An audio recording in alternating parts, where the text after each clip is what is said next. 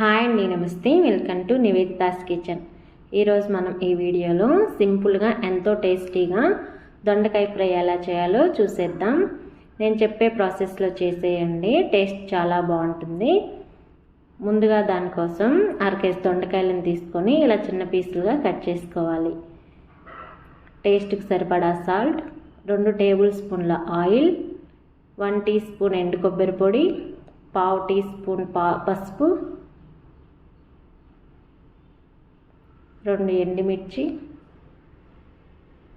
1 tea spoon పోపు దినుసులు, 1 tea spoon ధనియాల పొడి, 1 టీ స్పూన్ కారం, అలాగే 7-8 రెమ్మలు వెల్లుల్లి, 2 రెమ్మల కరివేపాకు. ఇప్పుడు వీటన్నిటితోటి చేసేద్దాం. ముందుగా స్టవ్ ఆన్ చేసి ఒక ప్యాన్ పెట్టుకొని అందులో ఆయిల్ వేసుకోవాలి. ఆయిల్ కొంచెం హీట్ అయ్యాక పోపు దినుసులు, ఎండుమిర్చి, కరివేపాకు వేసుకొని ఫ్రై చేసుకోవాలి. అవి కొంచెం ఫ్రై అయిన తర్వాత వెల్లుల్లిని కొంచెం కచ్చా పచ్చాగా దంచుకొని వేసుకోవాలండి.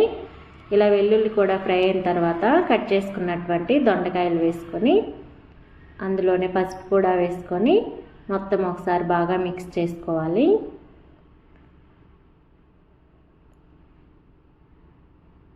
మీడియం ఫ్లేమ్లో పెట్టేసుకొని దొండకాయ మొత్తం ఫ్రై అయ్యేంత వరకు అటు ఇటు తిప్పుకుంటా మధ్య మధ్యలో ఫ్రై చేసుకోవాలండి. మూత పెట్టకుండా ఫ్రై చేసేసుకోవాలి. మూత పెడితే దొండకాయ ముక్క అనేది మెత్తగా ఉంటుంది. మూత పెట్టకుండా ఇలా మొత్తం ఫ్రై చేసుకోవాలి. ఇలా ఫ్రై అయిన తర్వాత ఇందులో టేస్ట్కి సరిపడా సాల్ట్, కారం, ధనియాల పొడి, ఎండు కొబ్బరి పొడి వేసుకొని మొత్తం బాగా 2-3 నిమిషాలు మంటను లో ఫ్లేమ్లో పెట్టేసుకొని ఫ్రై చేసుకోవాలి.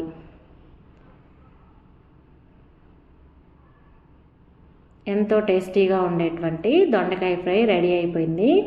ఇది పప్పు, సాంబార్, రసం లేకుంటే విడిగా అయినా అన్నంలో కలుపుకొని తినేయొచ్చండి. చాలా అంటే చాలా బాగుంటుంది. మరి మీరు కూడా మీ ఇంట్లో ట్రై చేసి ఎలా వచ్చిందో కామెంట్ సెక్షన్లో తెలియచేయండి.